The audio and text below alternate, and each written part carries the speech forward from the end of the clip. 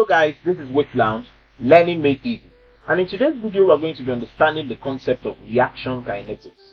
Don't forget to like, share, and subscribe. So let's get into it.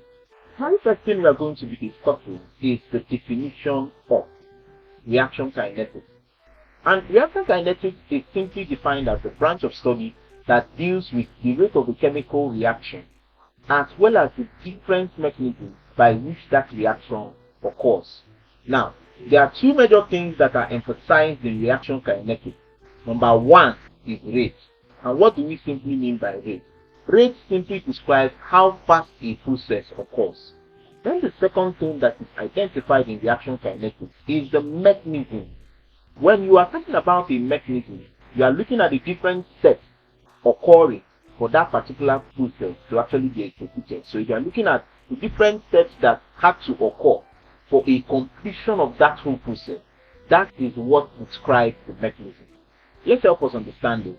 If you are to consider the dissolution of sodium chloride in water, let's say you are dissolving sodium chloride. According to Arrhenius theory, a dissolution of sodium chloride would actually lead to formation of aqueous ions of sodium ion and chlorine ion. So once you have done this, you have this as your reaction. Now, the different processes that took place to get to this end is that when sodium chloride was first dissolved, the first thing that happens to sodium chloride is that it breaks down to form gaseous ions. That is the first thing that happens. And after it breaks down to form gaseous ions, these gaseous ions, which is Na plus gas plus chlorine ion gas, will now undergo hydration to form the aqueous versions. So you have Na plus aqueous plus Cl minus aqueous. Notice this. When you describe the different steps that are taken for this process to occur complete, that is what we describe as the mechanism of this particular process. So it's important to know this mechanism because by the time we go further in our study of reaction kinetics, you will find out that the rate determining step is actually the slower step that occurs in the entire process. We'll discuss that ahead. So let's continue. Having said this, we move ahead. So I mentioned rate initially, and rate is a very important concept that is discussed in reaction kinetics. So what do we mean when we talk about the rate of a chemical reaction? The rate of a chemical reaction is simply described by the change in concentration of the reactant with respect to time, or the change in concentration of the product with respect to time. So once you are considering the change in concentration per time or of the reactant or the product, what you are actually describing is the rate of that process. Now, there are very important things that must be highlighted in describing the rate of a particular chemical reaction. The very first thing that needs to be noted is that as the reaction occurs, the rate is a measure of decrease in the concentration of the reactant or increase in the concentration of the product. I take it again. Whenever a particular reaction is occurring and you are considering the rate, if you are talking about the reactant, you are considering a decrease in the concentration of the reactant. However, in the case of the product, you are considering an increase in the concentration of the product. One of the things that I could use to analyze this or help you understand is eating. When you are eating, for instance, let's say you have a deep plate. This is the plate, and there are 4 wraps of apple. The reaction is occurring, and this is going to enter this particular young man's stomach. You will notice that when eating, the number of fufu in the plate is reducing, and as that number reduces, it increases in the stomach of the young man. So which means that whenever you are considering the rate of a process, the reactant side, the decrease is occurring, while in the product side, an increase is occurring. So you notice that after a while, another decrease occurs here, and after that decrease occurs in the plate, it increases inside the stomach. You have another decrease in the plate, and as that decrease occurs, you have a consequent increase inside the stomach. So notice this. On the reactant side, there is going to be a decrease in concentration, while on the product side, there is going to be an increase in concentration. Hence, I'm going to be modifying this particular formula by introducing a minus. Whenever you are dealing with the concentration of the reactant, the change in concentration of the reactant is a negative change, which implies a decrease. While on the other hand, if you are dealing with the concentration of the product, it is a positive change which implies an increase. So I take it again. If we are to write an undefined equation, an undefined equation basically has no specified reactant and product. There's no specified substance in it. So I'm just going to be using letters to describe them. So you have A plus B reacting to B, C plus D.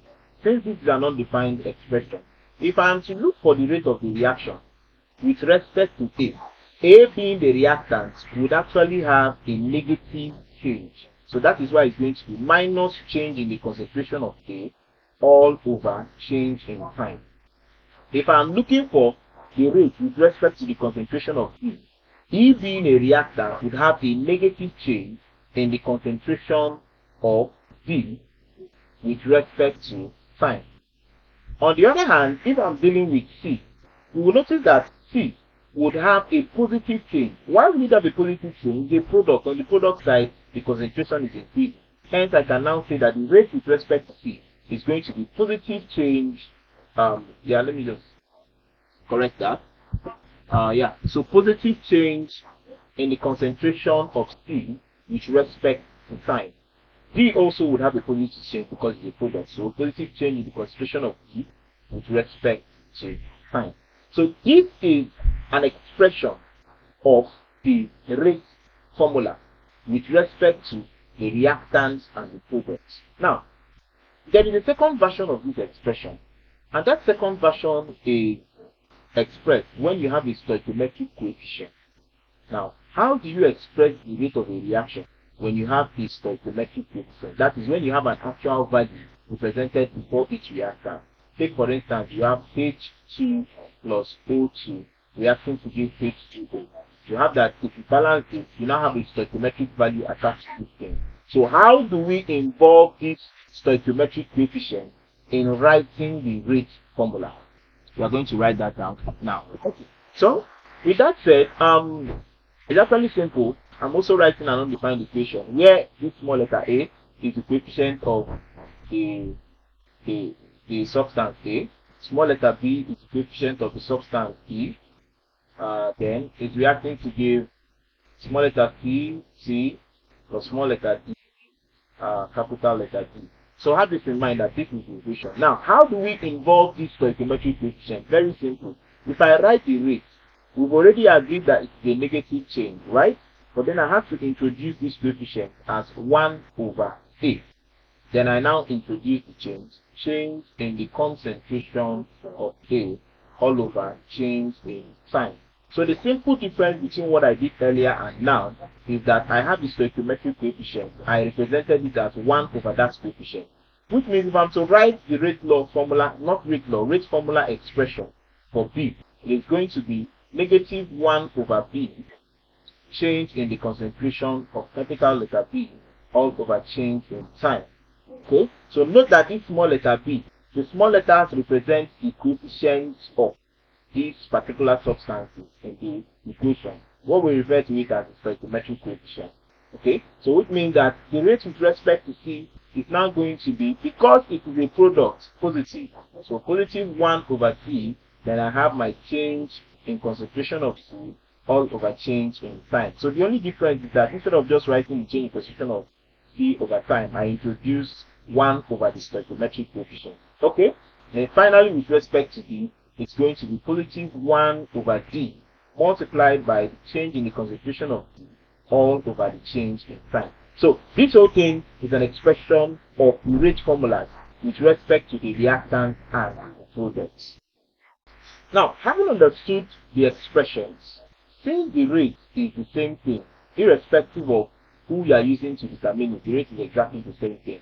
And whether you are checking the increase in D or the decrease in D, the rate is expressed as the same thing. It means that we can actually equate all of them. So I can now say, mathematically expressing them as 1 over A, change in the concentration of A all over change in time, would be equals negative 1 over B.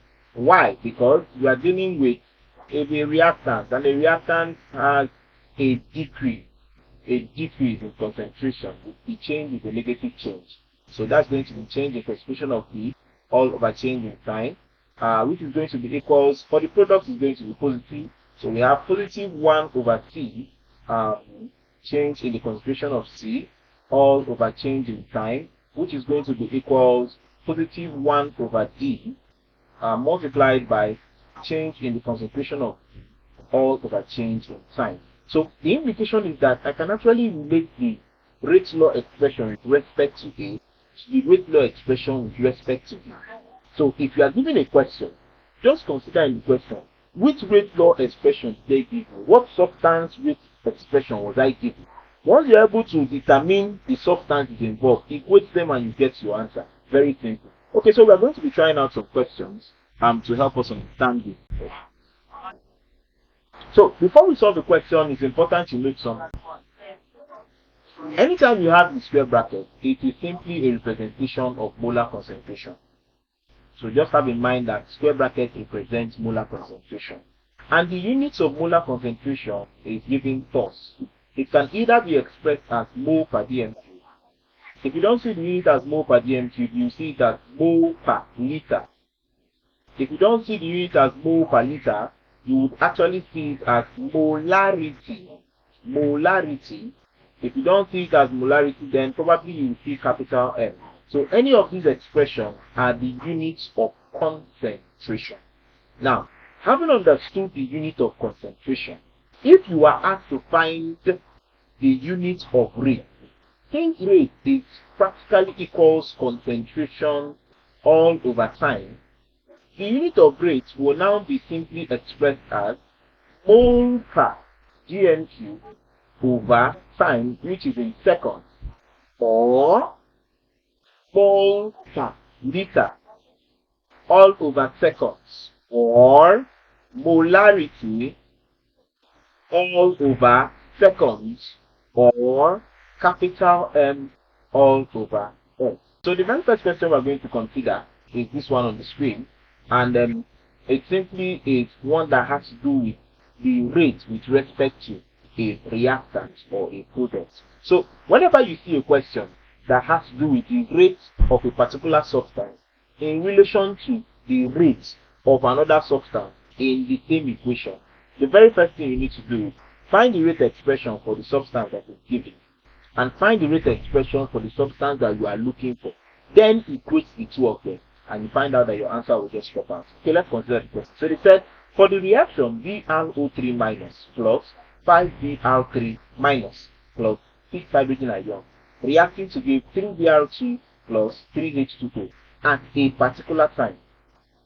Change in BrO3 minus per time is given as 1.5 times 10 to the minus 2. So take note, the rate expression they gave us was with respect to BrO3 minus.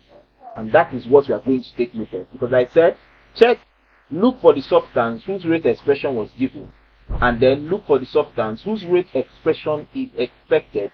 Equate the two of them and you have your answer. Okay, let's continue. So the question now says, what is the change in Br minus per time at the same instant? So we are relating BrO3 rate expression to Br minus rate expression.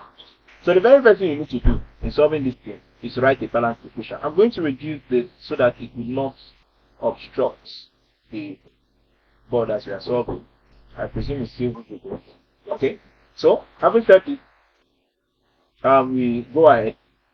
So the very first thing, as I said, is that you need to write down the equation of this particular reaction.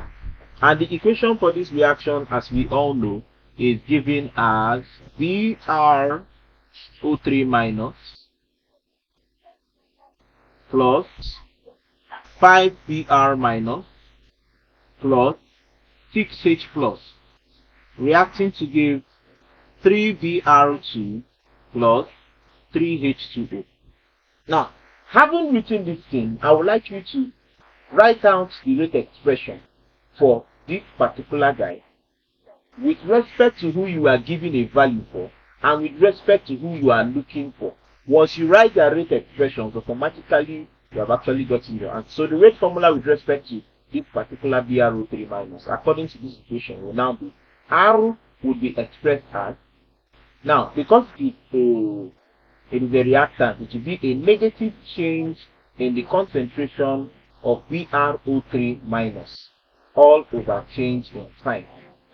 Then we are to write for that of this particular guy who we are looking for. That will be equals. Now we have a coefficient here, and we said what do you use your coefficient? You write them under. So this is going to be negative. Why is it negative? Because this is a reactant. So this will be negative 1 over 5. Then you have your change in the concentration of Br minus all over change in time. Now, from this particular question, we were given, or it was stated that the change in, it's not just the change. If you look at the question correctly, let me put that out again. You will notice that what was expressed was not just the change. They said the negative change in BrO3 minus all over time is equals this. So please take note of it, that those negative and positive signs there would actually determine what you are going to be using in the equation when solving. So we are told that the negative change in BrO3 is given as this. If we are to put that down, you will notice that we are already told that the change, not just change, but the negative change in the concentration of BrO3 minus all over change in time is simply given as 1.5 times 10 raised to power minus 2 molarity per second. So have this in mind because we are going to use it now. Now, equating these two guys, we are going to have that negative change in BrO3 minus all over change in time is equals negative 1 over 5 change in Br all over change in time. Now, we were already given the negative change in Br and it is given as 1.5. So we are going to put it in this value. So replacing this with 1.5, this is going to be 1.5 times 10 raised to power minus 2 would now be equals minus 1 over 5 change in Br minus all over change in time. Now let's look at the question. What were we asked to find in this question? In this question, we were asked to find, let me expand it. We were asked to find the negative change in Br per time at that instant. Now, if you look at what we are doing so far, you will notice that given that 1.5 times 10 to the power minus 2 is equal to, if we are asked to find the negative change in Br, we will have to simply multiply 5, or use 5 to multiply this guy, cross multiply. Then we will now have that this is going to be expressed as 1.5 times 10 raised to power minus 2 multiplied by 5 equals minus change in Br all over change in time. If you do this, your final answer is going to be 7.5 times 10 raised to power minus 2. So note, you are not asked to find the positive change in Br minus. If you are asked to find the positive change, you know this minus will have to cross over. We were specifically asked to find the negative change in Br, and that is why we have 7.5 times 10 to the power minus 2 as our answer. And if you look at our option, that should actually be option B. I hope this was understood. Okay, we're going to try another question to help us understand this better. We're going to try a second question. So that second question, note that you can actually decide to scroll back and review what we've solved. But we're going to try another question to help us understand it. Okay, so looking at the board, the question says, for the following reaction, change in P with respect to C6H14 over time was found to be minus 6.2 times 10 to the power minus 3. Now, as I said, if you see a question, first thing is write down the equation. And after writing the equation, you consider whose rate expression or rate formula representation was I given, and whose rate formula am I expected to find.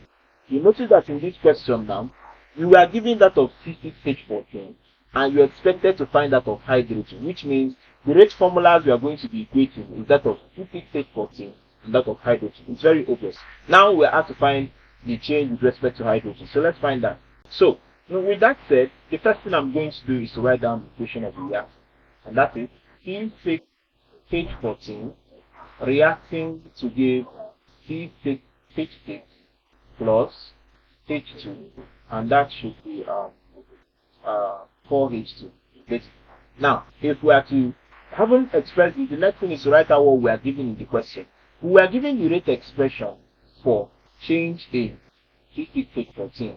Let's just confirm, was it a positive value or a negative value? Let's have that. Okay, so expanding, we are told that the positive change is given as minus 6.2. So take note of that. One of the reasons I'm doing this or saying this is so that you note that the plus and minus there actually affects your answer.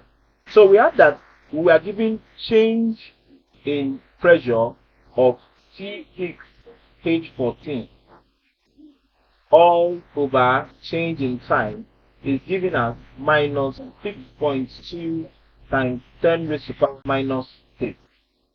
So this is the value of change in C6H14.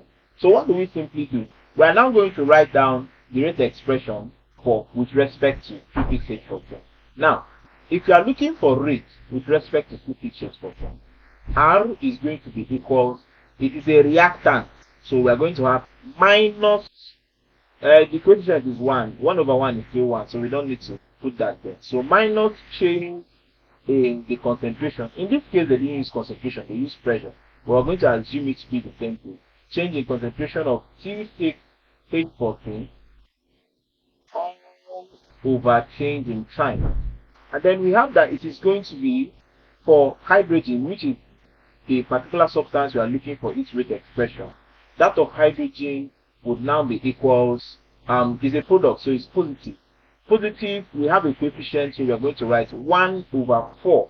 Then we have change in pressure of hydrogen all over change in time. We should actually put the key here since we are not dealing with concentration or pressure. So we have that. So these two rates are equal. And because they are equal, we are going to equate them. If we are equating them, we are going to have minus change in pressure of C6H14 all over change in time would be equals plus 1 over 4 change in pressure of hydrogen all over time. So having said this now, if we are to solve this question, the question says we should find, let me expand it one more time. Okay, so the question says determine the change. Note that it was not a negative change that we are asked to find, but a positive change this time around. So determine the positive change in pressure of hydrogen per time for the reaction expressed above. Okay, so let's get to solving this question. It's a very simple thing. We've already gotten everything we need. Okay, so let's solve. Having said that, going back to our board, we would have that it would now be given as, since these two are equal and positive change in C6H14 is expressed as minus 1.6.2 times 10 to the power minus 3. We will put it here. This particular value or expression is exactly this thing, and it is equals minus 6.2. So the implication is that it will now be given as minus bracket minus 6.2 times 10 raised to the power minus 3 equals 1 over 4 change in the pressure of hydrogen per change in time. Now, remember in this question, we are asked to find the change in hydrogen per time. So which means making it subject of formula 4 will now have to multiply this. Then we are now going to have that this will now be given as, to go further, let me just put a line here and then continue solving from here.